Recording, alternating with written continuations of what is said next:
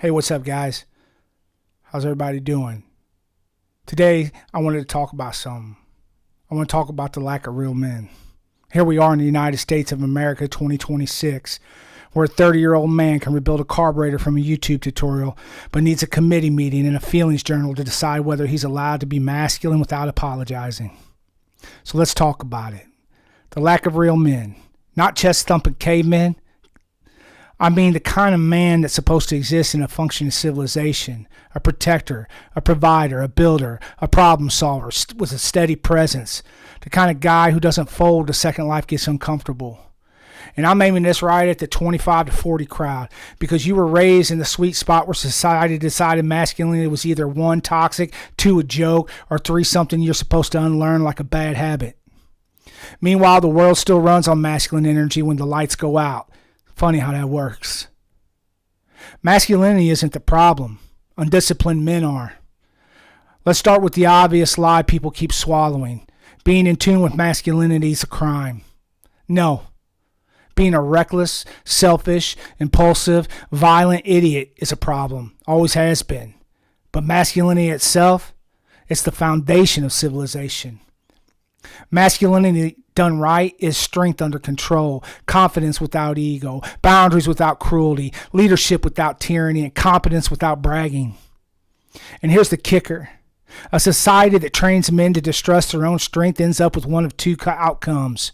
Men who become passive, anxious, and easily controlled, or men who become chaotic because nobody taught them how to channel it. Both are easy to manipulate. Coincidence? Sure. Estrogen Nation. No, you're not crazy. There's data. Now let's talk about the part everyone pretends is conspiracy until it's in a peer-reviewed journal. Number 1, the testosterone decline is real. There's evidence of a population-level decline in testosterone in American men, including age-independent trends across cohorts. And then there's the NHANES-based research showing declines among adolescent and young adult men over time as well. Do we know every cause with perfect certainty? No. This is biology, not a light switch. But pretending the trend isn't happening is intellectual dishonesty. Number 2, male fertility metrics are trending the wrong direction. A major meta-analysis reported a large decline in sperm counts in Western countries from 1973 to 2011, and later work suggests the decline is continuing globally. Again, causes are multi-factor: lifestyle, obesity, smoking, stress, environmental exposures, but everything's fine is not a serious position.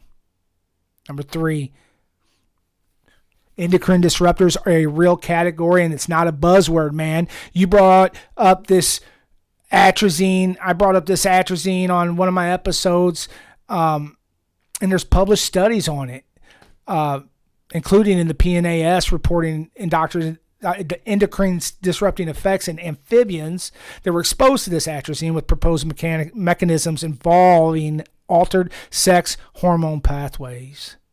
Now, before somebody does these, so you're saying that atrazine turns men into frogs? No, humans aren't frogs. Dosing and exposure pathways differ, but the broader point does stand. We live in a chemical world that can interfere with hormones. And if you think that has zero downstream impact on men's health, you're basically arguing that endocrine systems are decorative.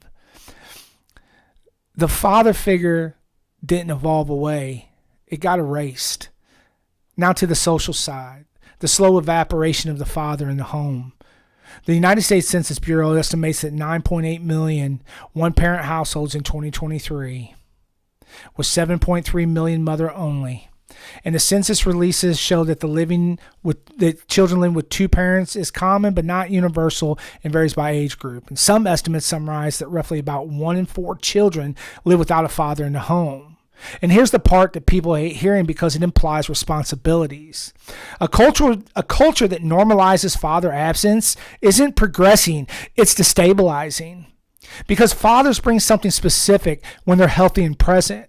They bring structure, they bring standards, they bring correction without collapse, they bring emotional steadiness. Yes, fathers can be emotionally steady despite the propaganda.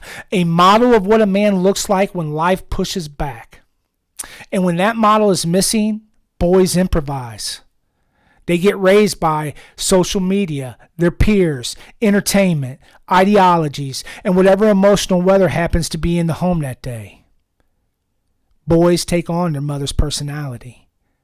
Now let me tighten this up so that it lands clean and doesn't turn into cheap shots at moms. Plenty of mothers are heroic. Many are forced into impossible roles. I was raised by a single mother. I was also blessed to have positive male role models.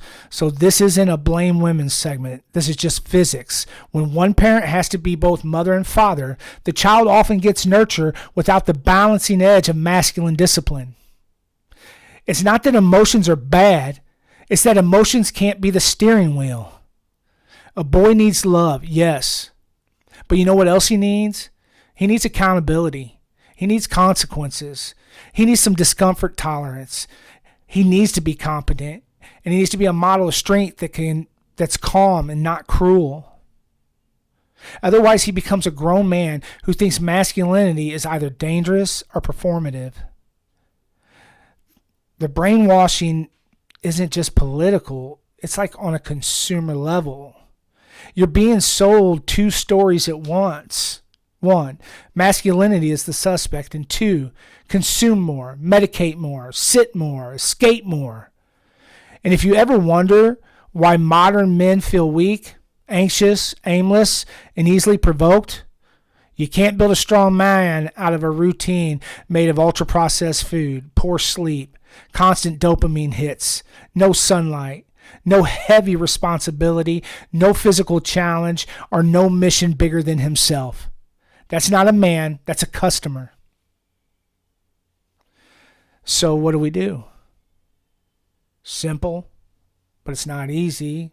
And it's the gritty part, because nothing changes until behavior changes, right? We've got to learn how to rebuild the body. Masculinity, it's not just a thought, it is embodied. Men, you need to be lifting things that are heavy 3 to 5 times a week. You need to be walking daily. You need to prioritize your sleep like it's a weapon. Stop eating like a depressed raccoon behind a gas station, okay? You want to feel more like a man, start acting like a creature designed to move, build, and endure. We need to reduce the hormone noise where we can. You don't have to live in a bubble, but you can stop bathing in this junk exposure, right? So please, don't microwave plastic. Choose glass and steel for your hot food and liquids, and filter your drinking water if you can. Eat more whole foods, more protein, more minerals. Simplify personal care products. Did you know that most antiperspirants have high doses of aluminum that you put right up underneath your armpit next to those lymph nodes? Remember this. Your skin is the biggest organ of the body. Is this a perfect shield? No. Is it better than doing nothing and pretending biology is a political opinion? Yes. Number 3, we need to reclaim the father role, even if your daddy failed. If you're a father, be present, be consistent, be the standard. If you're not, mentor someone, coach, teach, build community. Boys need men, real ones, not influencers in rented Lambos selling alpha courses like masculinity is a subscription. We need to bring back the ethic. Not controlling, not domineering, not fragile ego king nonsense. A protector is calm. A fixer is competent.